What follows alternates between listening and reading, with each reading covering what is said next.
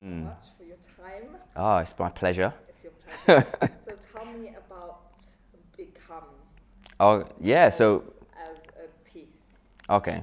So become as the name has three tenses. It's Okay. be forward slash come. So the idea is that be is where you are right now. Um, become, as in one word, is where what you're going to be. And come is being called back to what you were, like your history and everything. So past, present, and future. And the whole idea of become as an idea is the identity and cultural displacement of the African diaspora. So I've had experiences myself where being in UK, you're just very aware of cultural differences, for example. Things like how to pronounce names, or people asking you where you're from and not taking your first answer as the answer that they're going to accept, and keep going until you go way back. And Leytonstone just isn't enough apparently, or Woolwich Arsenal. So, and then being here for so long that when you go back home to Sierra Leone, for me, there's still that kind of distance. So now my mother tongue is eroded slightly, or not been in use for such a long time. I dress differently, I think differently. And so there's all these kind of barriers. And become as an idea is trying to put on stage, highlight that feeling of when you're trying to build your identity, but then especially when you're linking into culture and trying to find out who you are, where you are right now and where you're from, neither seem to accept you without question. And the whole story is exploring that arc. So there's different points in that. And it's like where I am right now, I'm reconnecting back with Africa and my home. And I'm getting to this point where I'm overcoming those barriers, but it's not something that comes easy sometimes. And then you have to find your own identity in who you are, and sometimes build it for yourself so that you're at home wherever you stand. So that's the idea of become, and that's what I'm trying to put onto stage. Okay, and throughout this whole process, what have you learned that's helped you identify yourself in the environment that you're in now, and where you would like to end up? Like, what are the key things that have really stood out for you in this whole journey? I think for me, because over the last few years, I've really built quite a connection with the continent and not just Sierra Leone. And one of the things I find that I think is really important in having a connection with who I am is accepting what came before. And for me, a lot of that is based around education. So the more connected I felt with, who I am, is because my story didn't start from slavery, for example. If I was to look at what I was taught in school, that's where that story begins. Whereas now I know what my heritage actually is, and I have a lot more pride in that, because I can answer people's questions. And if someone asks me, where I'm from, and they say, oh, isn't that so-and-so? And I'll be like, yes, but before that came this, and actually we're descendants of these rulers, and these rulers created this, and we wouldn't be here without these rulers, and all this kind of stuff. And I found for me, there's a lot more pride in that. And so that's one of them. I think education in terms of what you're descendant from is important. But also kind of just mindset in general. This is kind of separate to the cultural side of things, but just being like, this is me. And trying to stand strong in that, no matter what people say or do to counter that. So if I'm on the continent and I say, I'm this, and someone says, no, you're that. Be like, no, actually, I just answered your question. This is what I am. Or like, if I go back to Sierra Leone and I say I'm Sierra Leonean, they're like, no, you're British. And I'm like, no, I'm Sierra Leonean. I was born here. My birth certificate says so. And this conversation is never going to change that. Like, little things like that, and owning that and having agency of that, for me, is really important as well. But also accepting that if I'm here in UK, I've got every right to be here as well. And I'm both. I'm everything, you know, like literally, like I'm everything. Like I remember someone asking me, like, why do you travel so much? Don't you like Britain? I'm like, no, it's not that. It's just I just feel like there's no one country that can contain me. You know, there's a whole world out there, and one of the things I love about traveling is connecting with different people, and the differences is what makes, for me anyway, differences are what makes things more interesting when you're connecting with people, as opposed to what builds barriers between them.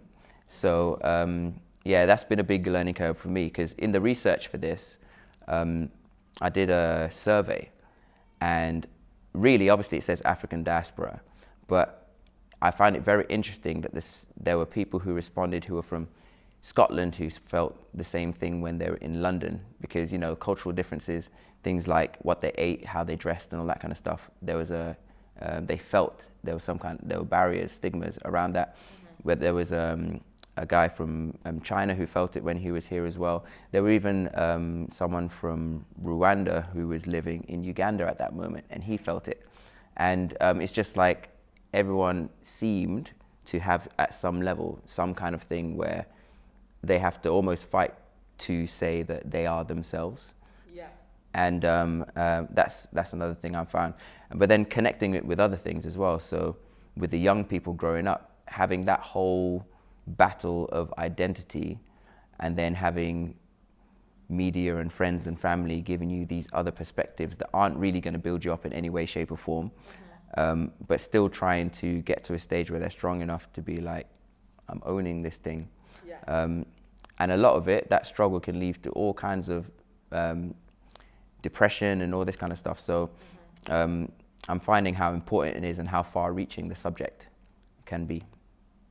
Okay, so there was something you said to me that was very interesting, and I'm wondering if this is a journey that takes time in terms of, you know, finding yourself and a sense of accepting who you are in every form. But you did, and I'd like you to tell me again about when you first moved here and the encounters that you were, like the expectations that other children, young kids had. Yeah, if you could just go into that for me, that would be great. Yeah, that bit was crazy, because I moved to UK when I was like 5-6 years old, and I vividly remember being in our playground in primary school, and these kids were just like going in at me, and at the time I didn't understand what was happening. Like right now we'd call it bullying, right?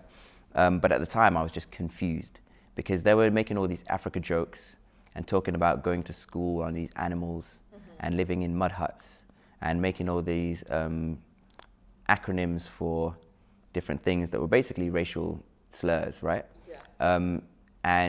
But I'd never heard any of these things before, never seen these animals, never seen these huts and stuff. So I laughed with them. Like, I was like, man, these people are crazy. Like, you know, I had no idea. I had no idea that I was the joke, because in my head, we moved from a middle-class family back home. So we had like a big home, we had helpers, we had driver, we had, you know, cleaners and all this kind of stuff. We were living really well off in terms of that. Like, we downsized moving to UK. So like when we moved to UK, we're in this small apartment, living in a room, the weather's always horrible.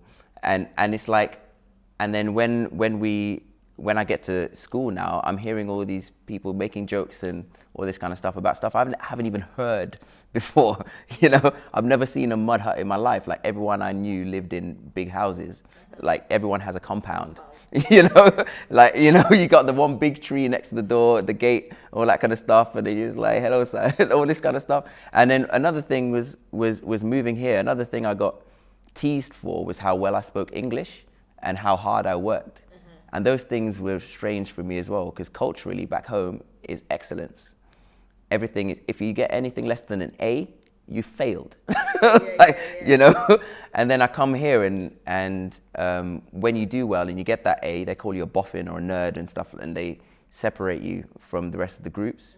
And when you, my English back home, we're taught the Queen's English. And I moved to Birmingham.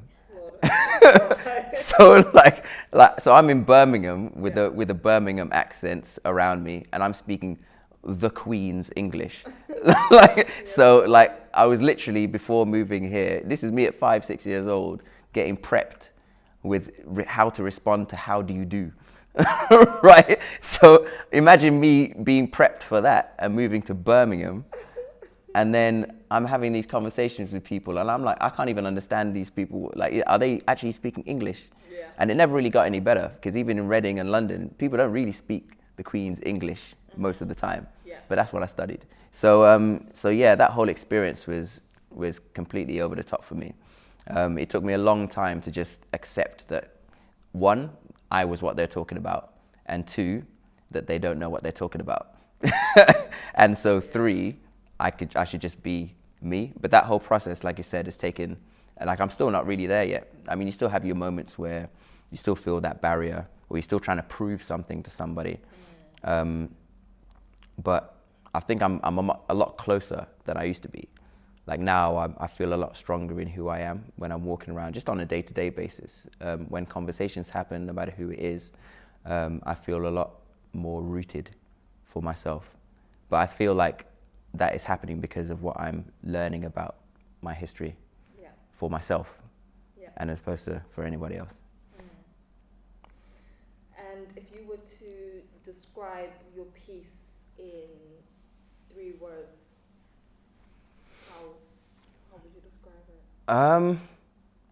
I think if I was to describe it in 3 words, apart from the easy answer to that would be to use the title in my tag. So identity, cultural displacement, and African diaspora. That would be the easiest way to do it. But if I was to describe the piece I'm working on right now, maybe part of it will be yearning. So that kind of desire to belong somewhere, wherever that may be. So, because I know a lot of people who completely disown their history and say they don't want to have anything to do with it, and that can bring its own problems as well. But yearning to connect with whatever you in that moment want to connect with. So in my piece, that might be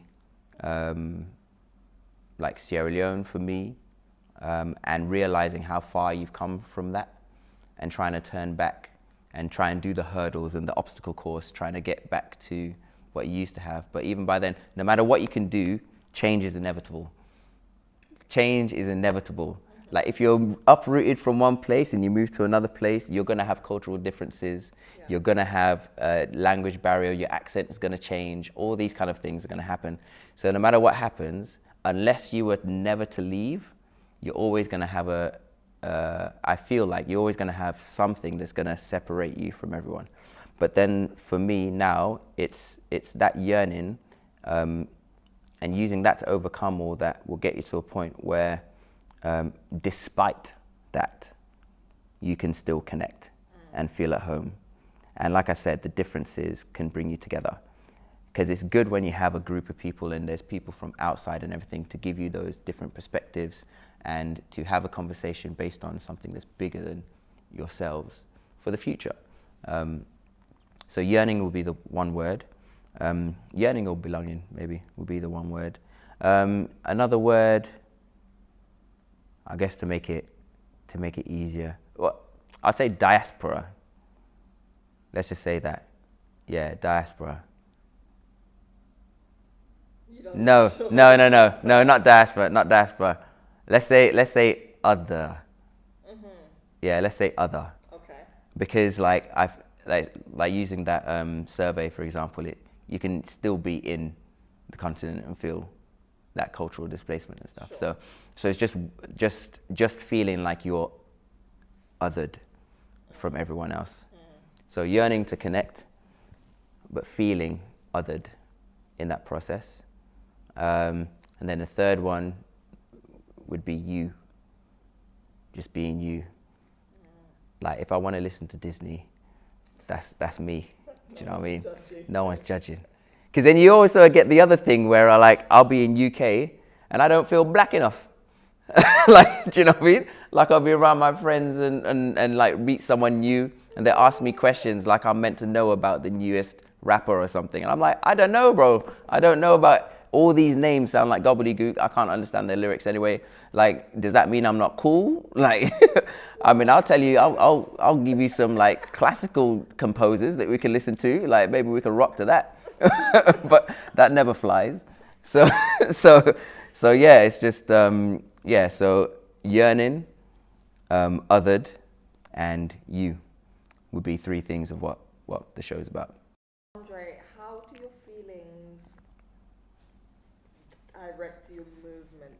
How do they influence your movement?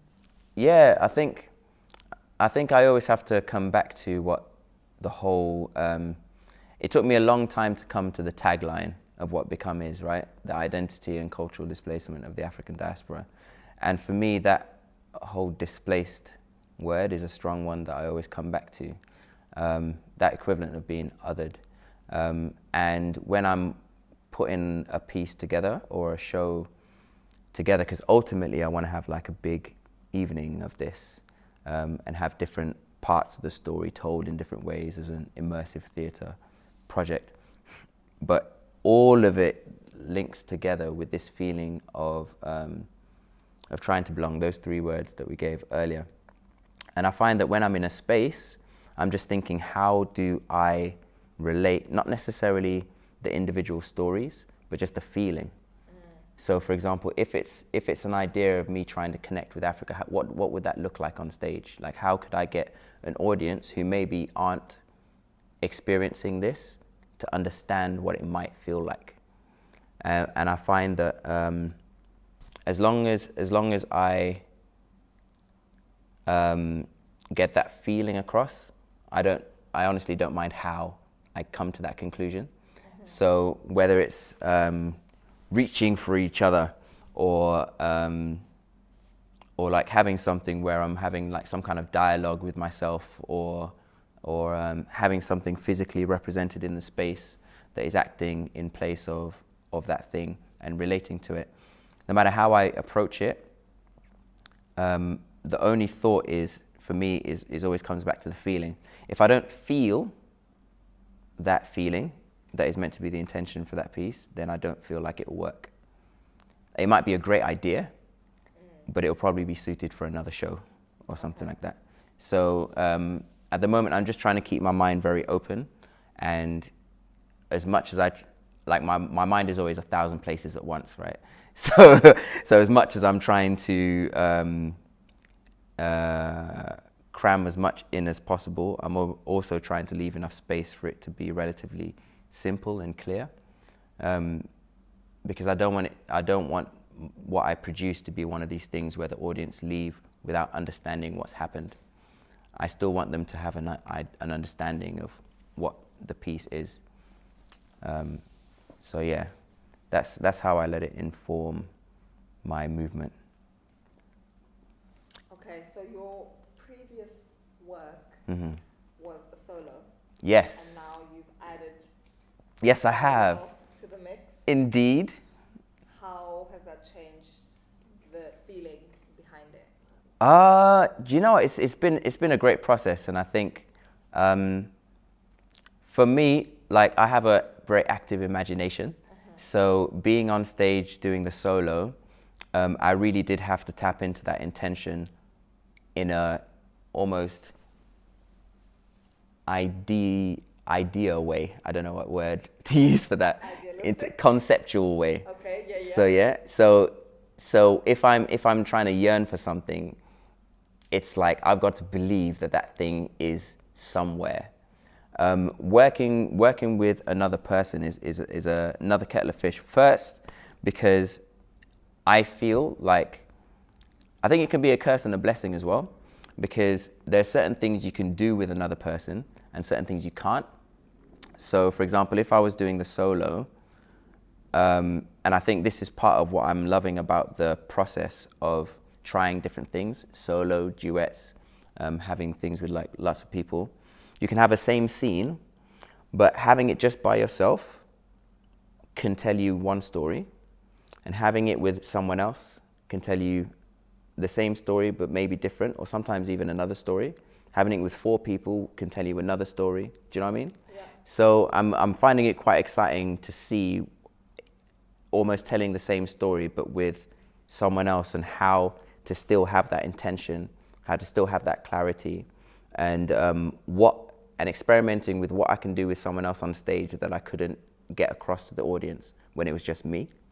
So right now I'm still in that kind of creative phase, and if I have anything, I'm like throwing it in and be like, okay, let's try this, and okay, let's try that, and did that work? Did it land? Do you reckon that would be, you know, all that kind of stuff is like, okay, this is cool, but maybe we can cut this bit out and just have this, or like, oh, actually, we don't need this in this section now because, you know, we have this instead. I